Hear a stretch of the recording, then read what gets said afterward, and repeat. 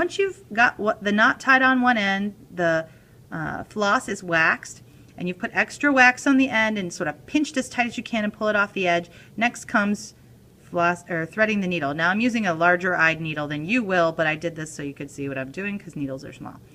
So what you're going to do is very carefully pull the end that does not have the knot, is the one that goes through the needle, and that's the one that I'm holding right now. I'm going to pull it so that the floss is going straight down the length of my thumb, and I just see the very end of the threads right there at the top. So just the littlest bit.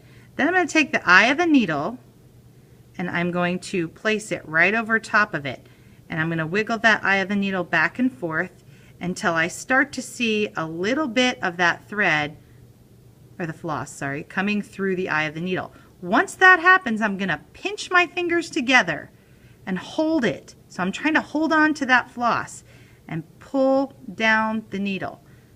And I threaded the needle, okay? If you sit there and try to poke at it like that, you really probably won't have a whole lot of success. So I'm going to show you again. Hold it tight between your fingers. Take the eye of the needle, place it right up on top of the head of the floss, and wiggle that eye of the needle back and forth until you see just the littlest bit coming through. Pinch it and pull it down. Do not tie the needle on. Do not tie the needle on.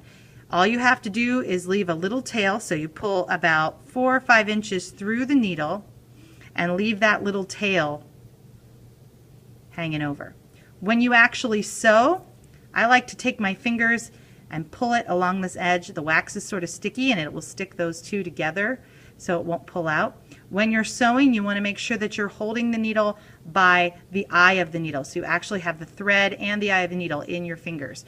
So if you're pushing it through the hole in a paper, you pull it through, and once you get it to here, when there's a loop of floss still coming through the hole in your paper, you want to grab it down low right there where the thread, or the floss meets the needle, and then pull it out. If you don't hold it here and you hold it up here, what's going to happen is that you're going to end up pulling the needle out.